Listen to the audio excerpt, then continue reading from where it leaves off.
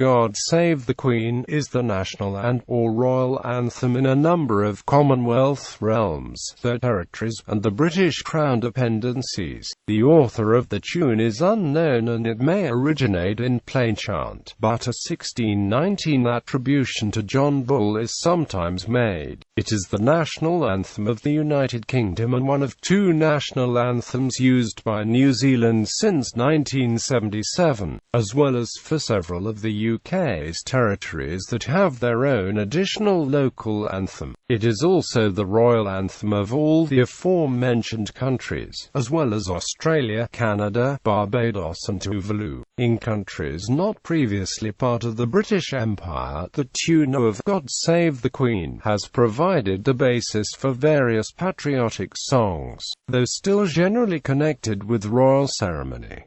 In the United States, the melody is used for the patriotic song, My Country, 'Tis of Thee. The melody is also used for the national anthem of Liechtenstein, Oben im Jungen Rhein. Beyond its first verse, which is consistent, God Save the King, Queen, has many historic and extant versions. Since its first publication, different verses have been added and taken away, and, even today, different publications include various selections of verses in various orders.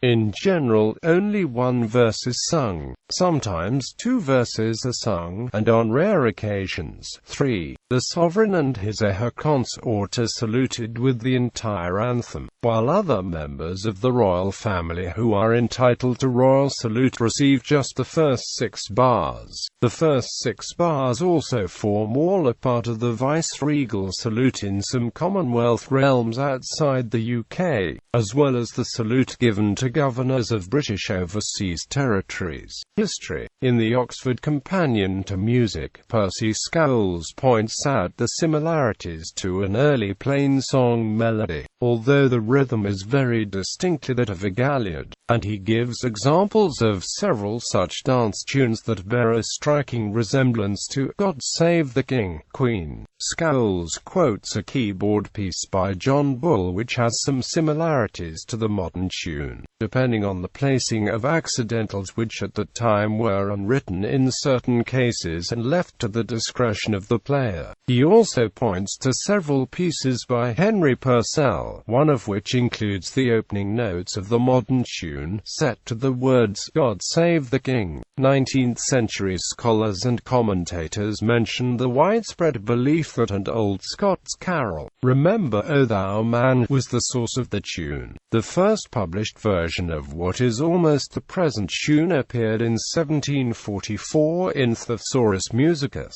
The 1744 version of the song was popularized in Scotland and England the following year, with the landing of Charles Edward Stuart, and was published in the Gentleman's Magazine. This manuscript has the tune apart from that which is used today at several points, one as early as the first bar, but is otherwise clearly a strong relative of the contemporary anthem. It was recorded as being sung in London theatres in 1745, with, for example, Thomas Ann writing a setting of the tune for the Drury Lane Theatre. Scholes' analysis includes mention of untenable and doubtful claims, as well as an American misattribution. Some of these are: the French Marquise de Crequy wrote in her book Souvenirs that the tune Grand Dieu Sauve le Roi was written by Jean-Baptiste Lully in gratitude for the survival by Louis XIV of an anal fistula operation. The surgical knife that was purpose-built for the occasion is on display in the Musée d'Histoire de la Médecine. Lully set words by Marie de Brinon to music, and Crequy claims the tune was later plagiarized by Handel, translated in Latin under the name Domini Salvum Fac Regi. It became the French anthem until 1792. After the Battle of Culloden, the Hanover dynasty supposedly then adopted this melody as the British anthem. James Oswell is a possible author of the Thesaurus Musicus, so may have played a part in the history of the song, but is not a strong enough candidate to be cited as the composer of the tune. Dr. Henry Carey. Scowls refutes this attribution, first on the grounds that Carey himself never made such a claim. Second, when the claim was made by Carey's son, it was accompanied by a request for a pension from the British government on that score. Third, the younger Carey claimed that his father had written parts of it in 1745, even though the older Carey had died in 1743. It has also been claimed that the work was first publicly performed by Carey during a dinner in 1740, in honor of Admiral Edward Grog Vernon, who had captured the Spanish harbor of Portobello during the War of Jenkinsia. Scowls recommends the attribution, traditional earliest known version by John Bull. The English hymnal gives no attribution, stating merely 17th or 18th cent. Use in the United Kingdom. God Save the Queen is the national anthem of the United Kingdom of Great Britain and Northern Ireland. Like many aspects of British constitutional life, its official status derives from custom and use, not from royal proclamation or Act of Parliament. In general, only 1 or 2 verses are sung, but on rare occasions 3. The variation in Britain of the lyrics to God Save the Queen is the oldest amongst those currently used, and forms the basis on which all other versions used throughout the Commonwealth are formed, though, again, the words have varied throughout these years. England has no official national anthem of its own. God Save the Queen is treated as the English national anthem when England is represented at sporting events. There is a movement to establish an English national anthem, with Blake and Parry's Jerusalem and Elgar's Land of Hope and Glory among the top contenders. Scotland has its own national song and Wales has its own national anthem for political and national events and for use at international football, rugby union and other sports in which those nations compete independently. On all occasions Wales's national anthem is NWLADFY. Scotland has no single anthem. Scotland the Brave was traditionally used until the 1990s, when Flower of Scotland was adopted. In Northern Ireland, God Save the Queen is still used as the official anthem. The phrase No Surrender is occasionally sung in the bridge before Centre Victorious by England football fans at matches. The phrase No Surrender is also associated with Combat 18, a white supremacist group. The phrase is also associated with Ulster loyalism and can sometimes be heard at the same point before Northern Ireland football matches. Since 2003, God Save the Queen, considered an all-inclusive anthem for Great Britain and Northern Ireland, as well as other countries within the Commonwealth, has been dropped from the Commonwealth Games.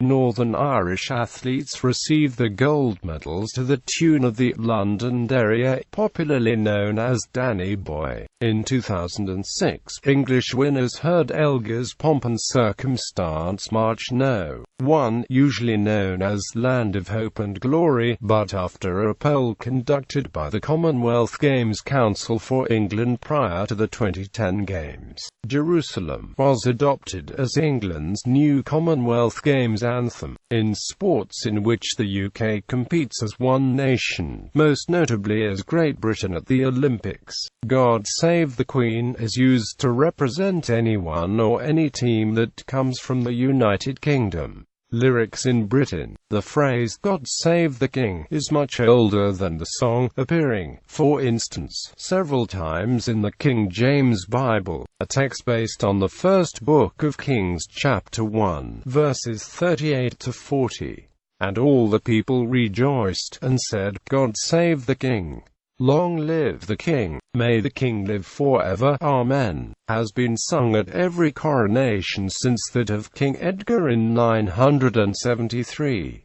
Scholes says that as early as 1545, "God Save the King" was a watchword of the Royal Navy, with the response being, "Long to reign over us." He also notes that the prayer read in churches on anniversaries of the Gunpowder Plot includes words which might have formed part of the basis for the second verse: "Scatter our enemies, assuage the malice and confound the devices." In 1745, the Gentleman's Magazine published "God Save Our Lord the King," a new song set for two voices, describing it as sung at both playhouses. Traditionally, the first performance was thought to have been in 1745, when it was sung in support of King George II, after his defeat at the Battle of Prestonpans by the army of Charles Edward Stuart, son of James Francis Edward Stuart, the Jacobite claimant to the British throne. It is sometimes claimed that, ironically, the song was originally sung in support of the Jacobite cause. The word "sent" in the line "send him victorious" could imply that the king was absent. However, the Oxford English Dictionary cites examples of "sent safe, victorious, etc." meaning, "God grant that he may be safe, etc."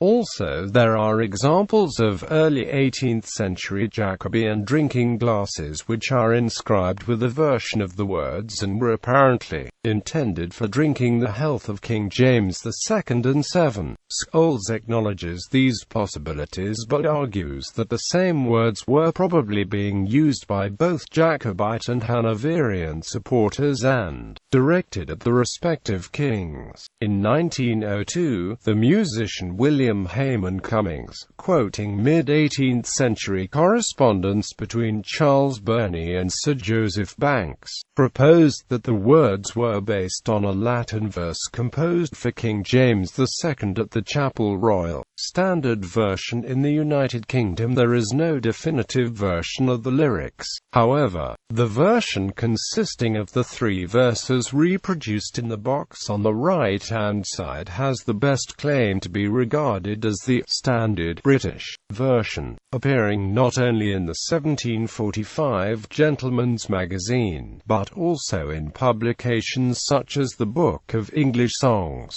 For the 16th to the 19th century, national hymns, How They Are Written and How They Are Not Written, Household Book of Poetry, and Hymns Ancient and Modern, Revised Version. The same version with verse 2 omitted appears in publications including Scouting for Boys, and on the British Monarchy website. At the Queen's Golden Jubilee party at the Palace concert, Prince Charles referred in his speech to the politically incorrect second verse of the national anthem. According to Alan Mashee's Rule Britannia, which was published in 1952, after the death of King George VI but before the coronation of Queen Elizabeth II, when the first General Assembly of the United Nations was held in London in January 1946, the King, in honor of the occasion, ordered the belligerent imperious second stanza of "God Save the King" to be rewritten to bring it more into the spirit of the Brotherhood of Nations. In Britain, the first verse is the only verse typically sung, even at official occasions, although the third verse is sung in addition on rare occasions such as during the opening ceremonies of the 2012 Summer Olympics and 2012 Summer Paralympics,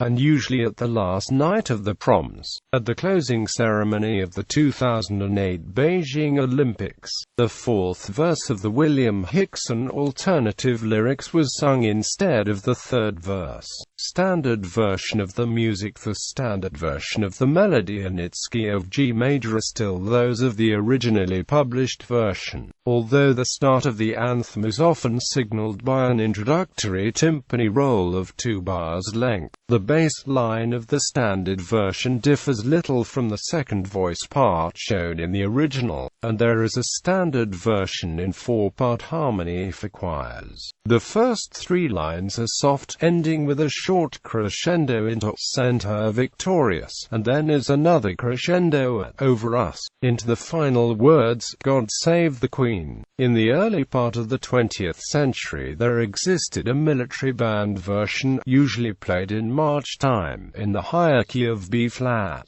because it was easier for brass instruments to play in that key, though it had the disadvantage of being more difficult to sing. However, now most bands play it in the correct key of G. Since 1953, the anthem is sometimes preceded by a fanfare composed by Gordon Jacob for the coronation of Queen Elizabeth II. Alternative British versions. There have been several attempts to improve the song by rewriting the words. In the 19th century there was some lively debate about the national anthem, and, even then, verse 2 was considered to be slightly offensive. Notably, the question arose over the phrase, "scatter her enemies." Quote, "Some thought it placed better emphasis on the respective power of Parliament and the Crown to change her to our." Others pointed out that the theology was somewhat dubious and substituted thine instead.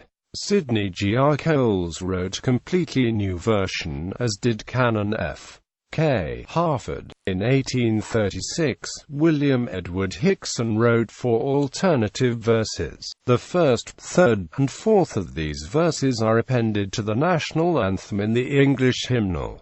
William Hickson's alternative version. William Hickson's alternative version includes the following verses, of which the first, third, and fourth have some currency as they are appended to the national anthem in the English hymnal. The fourth verse was sung after the traditional first verse at the Queen's Golden Jubilee National Service of Thanksgiving in 2002 and during the raising of the Union flag during the closing ceremonies of the 2008 Summer Olympics. Official Peace Version. A less militaristic version of the song, titled Official Peace Version 1919, was first published in the Hymn Book Songs of Praise in 1925. This was official in the sense that it was approved by the British Privy Council in 1919. However, despite being reproduced in some other hymn books, it is largely unknown today.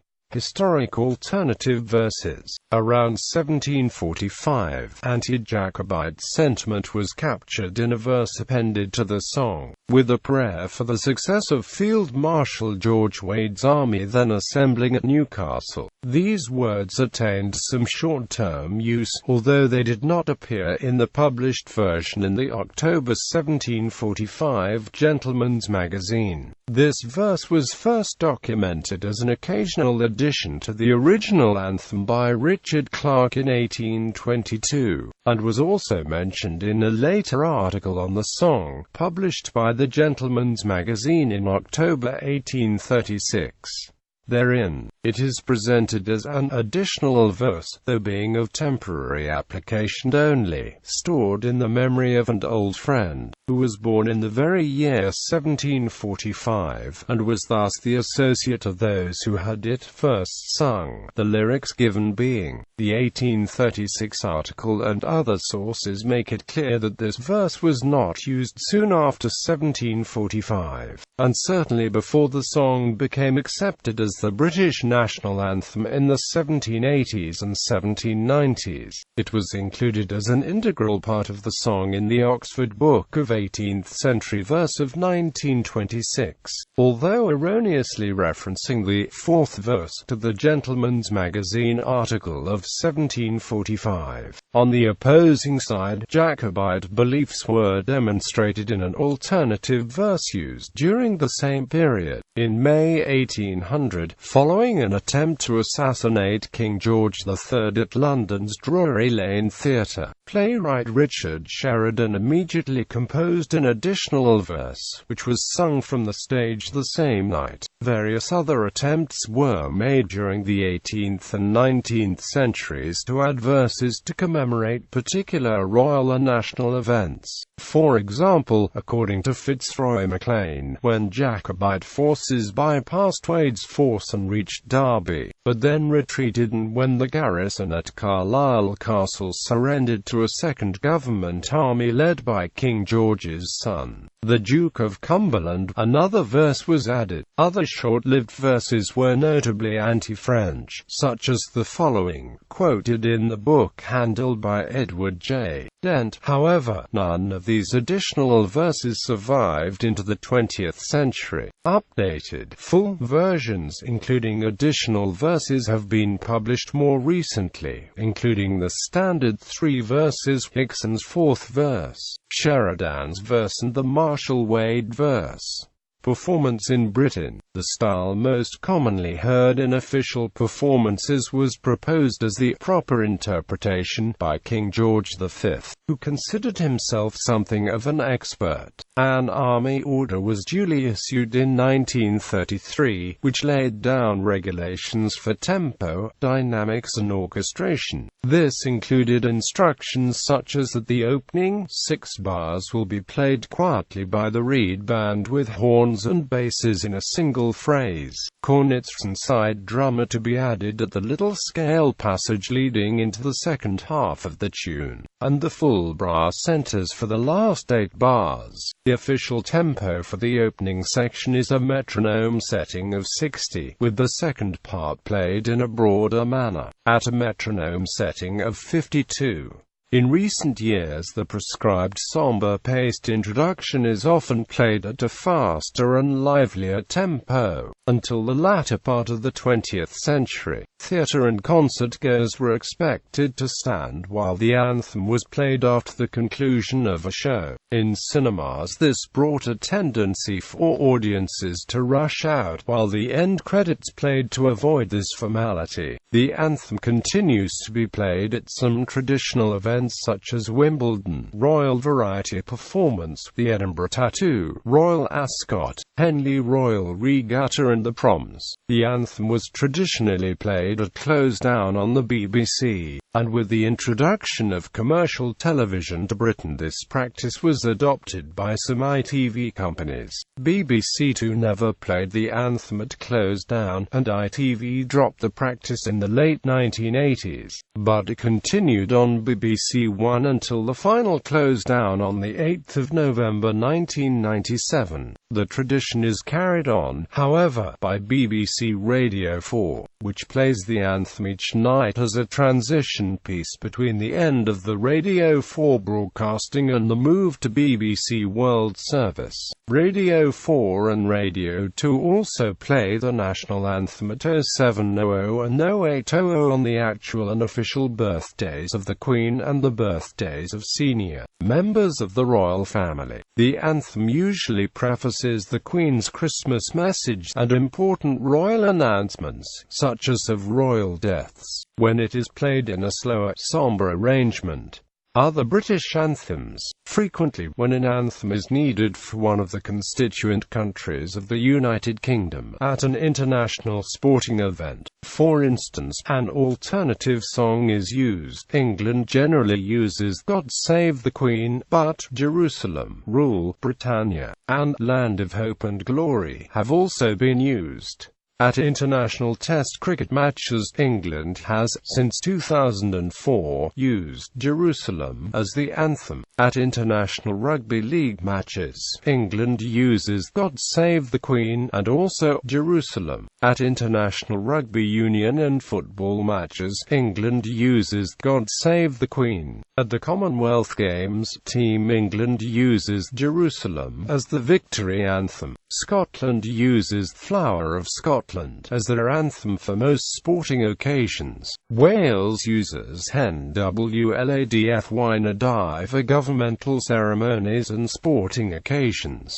At official occasions, especially those with royal connections, God Save the Queen is also played. Northern Ireland uses God Save the Queen as its national anthem. Northern Ireland also uses Londonderry as its victory anthem at the Commonwealth Games. However, many Irish nationalists feel unrepresented by the Unionist anthem and seek an alternative. The British and Irish Lions Rugby Union Tour used the song The Power of Four, but this anthem was especially designed for the 2005 tour and was used only then.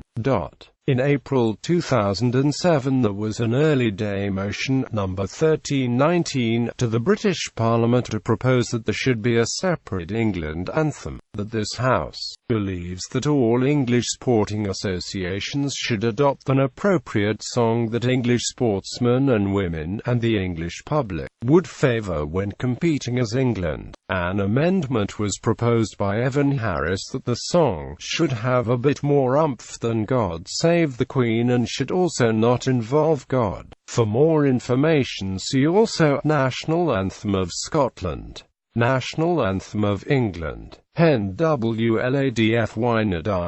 London Derriere.